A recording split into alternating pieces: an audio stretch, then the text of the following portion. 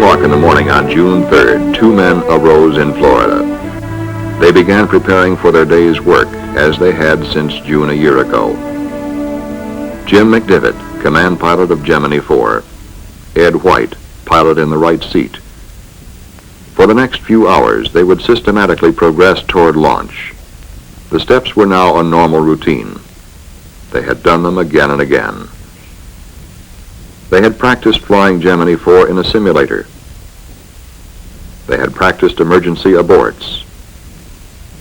They had their temperature and blood pressure taken. One day in St. Louis, as part of the 1,001 things the crew did, McDivitt disassembled the locking mechanism of the spacecraft hatch. Later today, that would become important.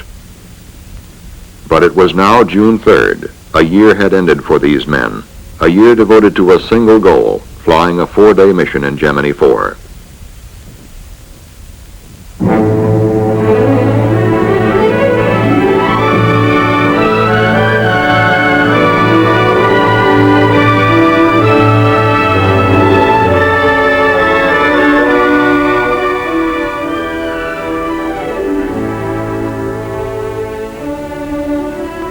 In America's first long-duration mission, Gemini 4 would complete 62 revolutions.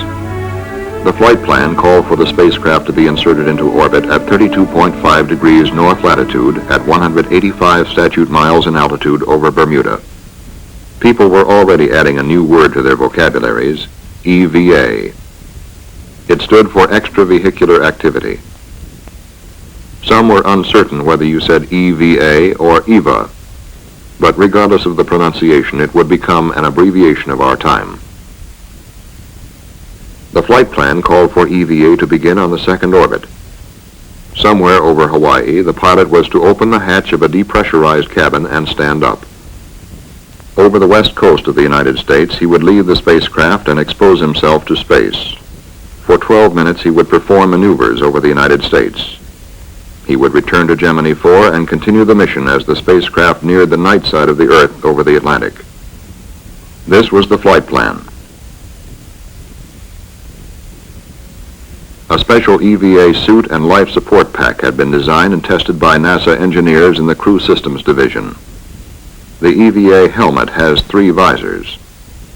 The inner visor is the normal suit visor which seals in suit pressure. Over it are 2 special visors. They are detachable and need not be worn throughout the entire mission. The outer or sun visor is easily recognized from its gold coating. It reflects both visible light and infrared rays. With it attached, only 10% of the sun's visible light is admitted. Beneath the sun visor, but not visible here, is an inner protective visor made of polycarbonate plastic. The Gemini suit has layers of aluminized mylar, nylon, and felt.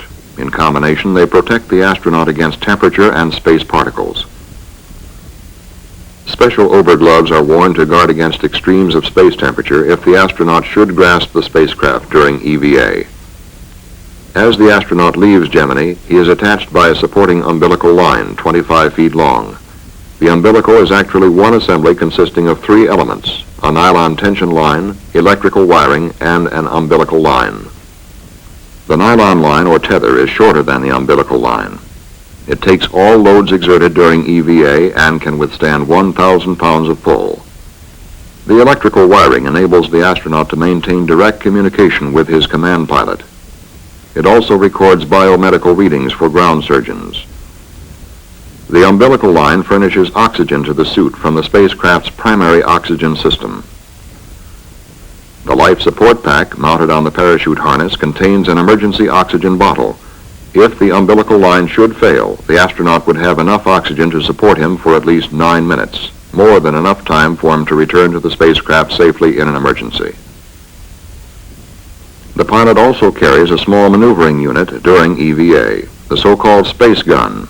Designed by NASA engineers of the Flight Crew Support Division, the gun provides a limited amount of thrust from compressed oxygen for basic maneuvering experiments. Gemini 4 is counting down on the launch pad. As the count goes into its final 2 hours, the crew arrives at pad 19. There have been no holds. The weather is good. The astronauts enter the elevator and ride it to the Erector White Room, which surrounds Gemini 4. The crew enters the spacecraft. The hatches are sealed. 7:32 Eastern Standard Time. The crew is now a part of the countdown. They begin checking out the spacecraft systems. It is T-minus 100 minutes. The launch vehicle and spacecraft continue the clean count, interrupted only by a balky erector which didn't want to lower properly. That cost us some time but presented no serious problem. At T-minus 30 minutes, the pad was cleared. Now there is just a spacecraft, launch vehicle, and 2 men on top of it. All systems are good at this time. The launch control at the Cape. T-minus 10 minutes and counting. 6 minutes before launch. The spacecraft test conductor signed off to the spacecraft with these final words. "Okay, Jim, have a good flight." 5, 4, 3, 2, 1, 0. Ignition start. Liftoff.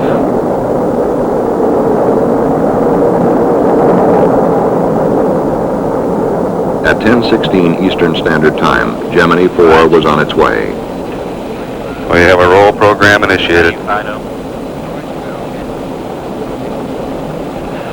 Flight clocks have started, and in sync, Roger. Roll program completed, McDivitt reports. And the pitch program has been initiated. Roger, I know. Mark 50 seconds and we're go. Guidance reports a go. The flight trajectory looks very, very close to right on the nominal value. Looks good. Flight data pretty noisy, but we're okay. Flight photo, good on Mach 3, a little high. And Jim McDivitt reports Gemini 4 is go for staging, which will occur in a very few seconds. Just go. We have staging, and it's been confirmed here on the ground. Thrust looks good. Gemini 4 entered orbit with an insertion velocity of 25,745 feet per second, within 11 feet per second of planned velocity. The apogee of the first orbit was 177.6 statute miles. The perigee, 100.8 statute miles. Command Pilot McDivitt started to work at once, attempting to fly an airplane formation with the second stage of the launch vehicle. The full resources of NASA in Houston were on hand to support Gemini 4. From a new 3-storied building, flight controllers at the Manned Spacecraft Center assumed direct control of the mission for the first time in the space program. The mission director now checked the status of a possible rendezvous. Ask him about his track with the launch vehicle. Roger. I haven't sighted this time. It's directly below me, about 4 or 5 feet. I'm going to thrust down here. Roger. Everything seemed favorable at that time. But as the first orbit progressed, the second stage of the launch vehicle drew away. Roger, Grimes. We still have the booster. We're out quite a ways from it now. It's taken a little more fuel than we had anticipated. To really make a major effort to close this last thing or to save the fuel? The answer was almost immediate from the mission director. You might tell him, as far as we're concerned, we want to save the fuel. We're concerned about the lifetime more than we are matching that booster. Okay. And that was it. Okay. The second stage of the launch vehicle went on to become simply Space Object 1391. It would burn up over the mid-Atlantic 2 days later. Gemini 4. Okay, we're giving you a go for your EVA at this time. Okay. The crew started their checklist for EVA, but Command Pilot McDivitt decided not to rush things. He elected to go for EVA on the third revolution. Hawaii, Gemini 4. Go ahead, Gemini 4. Next pass around. I don't think we want to try. Very good. Roger, I understand. Next pass around. Tell him we're happy with that. Most of the world waited 100 miles below. The crew had completed final preparations. The cabin was depressurized and the hatch open. Coming up on Hawaii, McDivitt reported that he was satisfied and ready to begin EVA. Surgeon, you ready to have him get out? Roger, flight, we're go. He's got some nice elevated rates, which we expected, and he's really speeded it up, but he looks great. Let's go. Okay. Hawaii, Houston flight. Houston flight, Hawaii, Capcom, go. Tell him we're ready to have him get out when he is. Gemini 4, Hawaii, Capcom. We just had word from Houston. We're ready to have you get out whenever you're ready. Okay, we've got our go now. Is that right? Affirmative. Okay, we're still doing a little work right here. Roger, understand. Get his status, Hawaii. Gemini 4, Hawaii, Cap, Durham. Okay, I'm separating from the spacecraft. Okay, separate from the spacecraft at this time, Hawaii. Okay, my feet are out. Okay, the feet are out. I think I'm dragging a little bit, so I don't want to fire the gun yet. Yeah, don't get over. Okay, I'm out. Okay, he's out. He's close to free.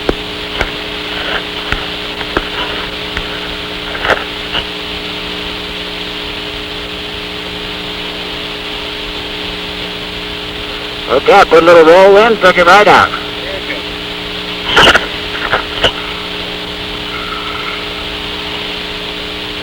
Am I in your view, Jimbo? Well, you know, I can't see it on the screen. Don't sweat it, I'll come over to you.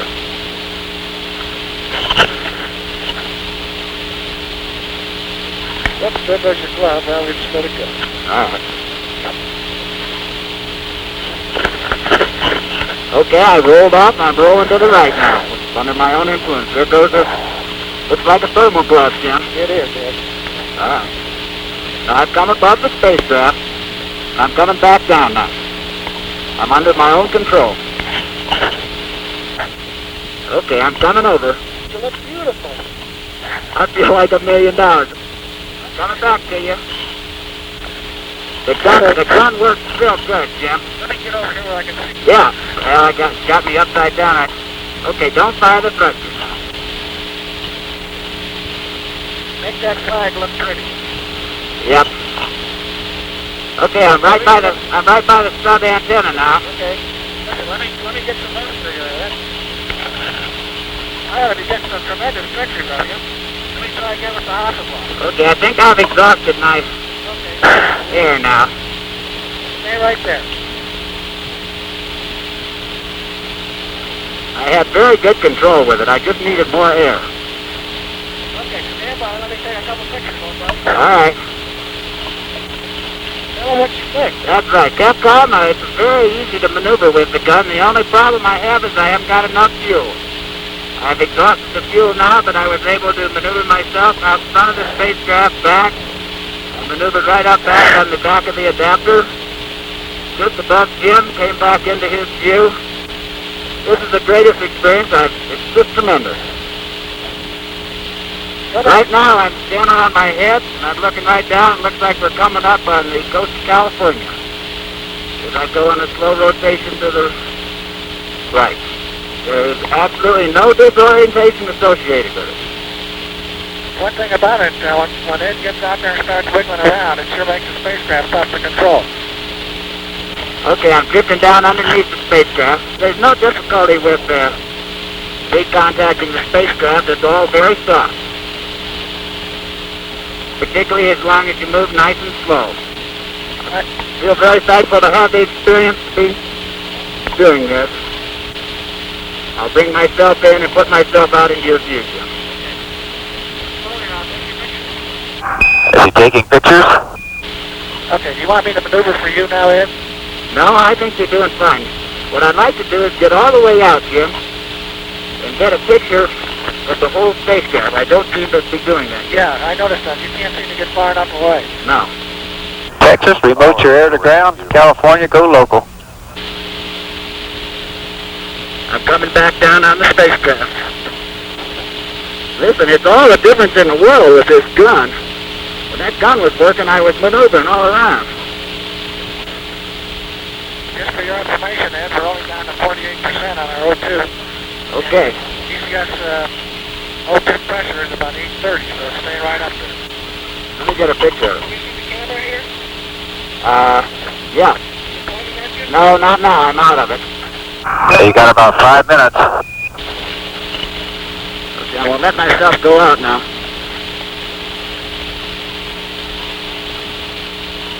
Gemini 4, Houston. You know, Ed, the thing about the reference you were talking about looks like it's your right. You don't even need one. Gemini 4, Houston, Capcom. Guys, this is Jim. Got any message for us? The flight director says get back in. Okay. One. Where are we over now, Jim? I don't know, we're coming over the west there, and they want you to come back in now. Back in? Back in. Roger, we've been trying to talk to you for a while here. Coming in. You got about 4 minutes till Bermuda LOS. History will record that Command Pilot McDivitt opened the hatch at 2:42 Eastern Standard Time. And a little after 3 o'clock along the eastern seaboard, Pilot White had opened up a new frontier for Americans to explore. In 21½ minutes, EVA was completed. Inside the spacecraft, the crew was faced with a problem. The hatch would not close. That day in St. Louis, when McDivitt took apart the locking mechanism, now paid off. The hatch finally closed. The cabin was repressurized and the mission settled back into its 4-day cycle. The crew was busy stowing the extra equipment. What do you say, Gus? He said he's busy and he'd rather not talk to us. Roger. America settled back into its daily routine. TV and radio returned to their regular programs. News reporters and editors concentrated on other stories. Like their earthbound counterparts, the crew settled down to working, eating, sleeping. But most of us have not flown in orbit. It might seem that 2 men in space for 4 days have considerable time hanging over them. What is it like? Your basic job is that of a space test pilot, and like all test pilots, you must follow a careful routine. Each spacecraft system must be checked out on a planned schedule. You verify your readings with ground control. It goes like this. Roger, give me the status. Can you give me your battery readouts, please? Roger, stand by, they're coming. Gemini 4, you can turn your radiator correction, your secondary pump A off. Seals are operated normally. Your radiator looks good. Roger, operator normal and secondary pump A off. And generator looks good. Okay. In the past, an astronaut stuck very close to the basic job of flying a mission, performing as many simple experiments as his flight plan permitted. But the 4 days of Gemini 4 gave Command Pilot McDivitt an opportunity to live in space and plan work on a scale impossible before. His flight plan included 11 onboard experiments. For convenience, they may be roughly divided into medical, measurement, and photographic categories. There were 3 medical experiments: in-flight exercise, in-flight phonocardiogram, and bone demineralization.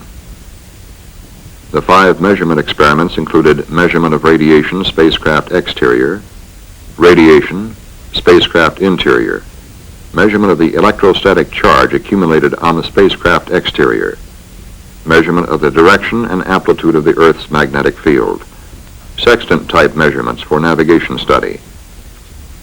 And finally, there were 3 photographic experiments: synoptic weather photography, synoptic terrain photography, Earth limb photography. All 11 experiments are important in increasing our knowledge of how man will live and work in space, but the photographic experiments are visually more interesting to us. As Gemini 4 swept over Africa, it looked down on the ancient Nile Delta from approximately 120 miles in space. In a single photograph, it caught a view that includes portions of 7 countries in which some 25 million people live. Experts identify Alexandria dead center screen at the bottom of the frame. This is Port Said, entrance to the Suez. Tel Aviv and the Dead Sea, with their long historical associations, are left screen. And to the right, almost parallel, lie the Red Sea and the Gulf of Suez. The Earth's limb, or boundary layer of red and blue above the atmosphere, was the subject of another experiment. Reduced to a gray scale by filters, these photographs will be studied with a microdensitometer to determine the excess elevation of the blue limb above the red as an aid in space navigation. The experiments were conducted throughout the entire mission, and all were completed. On the second day, as Gemini 4 came within range of Hawaii, it set a new American space record. Everyone was pretty casual. I also would like to congratulate the new American space flight record. Congratulations. Roger, we got quite a few more to go. People went to work and returned home. In many parts of the country, it was already summer. With the weekend coming up, the cars were heading for the beach. The mission of Gemini, to live and work in space for 4 days, went on. Food has been planned as a working man's ration. 4 meals a day, 2,600 calories. Laid out on a table, it looks a little different from a regular meal. Plastic packages with bite-sized meals or freeze-dried food to be reconstituted with water. But it was good, solid, everyday fare. Meat, salmon, chocolate pudding, chicken, potato soup. After the first day, the astronauts ate the prescribed 4 meals a day. They would come down with only a portion of the last meal left. But sleep in space required an initial adjustment by the crew. It was somewhat like sleeping out under field conditions. Each astronaut showed individual patterns of response to the new environment, and White seemed to sleep more restfully than McDivitt. During the final 2 days of the mission, Command Pilot McDivitt took a series of formal and informal motion picture shots with a 16mm camera mounted at the pilot's window. The camera turns inward. For a brief moment, we are able to ride tourist class with Gemini 4, watching the crew at work. We catch a glimpse of a space sunrise, flaring in brilliant color over the Earth's horizon. Using the same camera, McDivitt photographed ground objects, including this small island in the Gulf of Mexico off the Texas coast. On another occasion, he photographed approaches to Yuma, Arizona. The detail seen here shows great promise for scientific exploration of the Earth, heretofore impossible. Using this technique, we could chart the major currents of the ocean, study weather patterns, and map the geology of the Earth. Shortly after the new shift came into mission control on the 4th day, the first spacecraft problem arose. The computer did not function. Be advised, even when I turn off the computer lights, which I still have the malfunction light on. We'll work on it. We'll give you an answer when we get one. The malfunction was pinpointed in the 49th revolution. When it did not clear up, Mission Director Christopher Kraft made a decision. Gemini 4 would go to a rolling re-entry. He immediately queried the command pilot. Hey, Gemini 4, what is your feelings on a rolling re-entry versus a 90-degree bank angle? We're recommending rolling here. Yeah, get the job done, so why don't we go ahead with it? The 60th revolution, the 4th day, and the computer out, but no problem. The flight surgeons made their final checks. Both men were busy stowing equipment. Now it was the 62nd revolution, coming up on Hawaii. The orbital attitude and maneuver thrusters were fired to assure orbital decay and re-entry if the retrograde rockets did not fire. Now television and radio were back again. A nation paused on a Monday morning, waiting to fly in with the crew of Gemini 4. Give him an 8-minute mark to retrofire. Gemini 4, Hawaii, stand by for an 8-minute mark to retrofire. 1, mark. Mark. Gemini 4 would fly the same type of re-entry as Gemini 2, an earlier unmanned flight. We will illustrate the re-entry of McDivitt with film from that flight.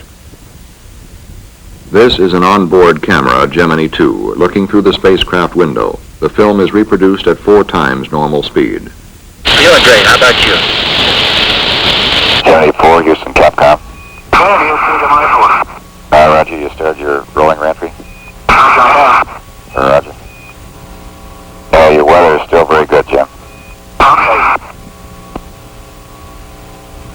Communications with the ground break off, but the onboard tape recorder is running. We listen to 2 men returning to Earth after 4 days in space. Look at us, we're making it on fire too. Yep, they're putting our ionization layer out. They're not reading us anymore now, brother. There goes Florida. Is that Florida? I believe this. See it on your side? Yeah. They're red hot, you know. Sit back and relax. We ain't gonna do much about it from here out. No.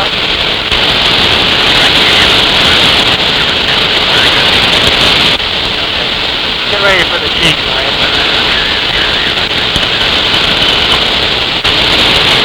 I think we got now about 5 feet. What would you say, Joe? It's only going up and through it. You know, it's kind of nice to have some speed stuff again.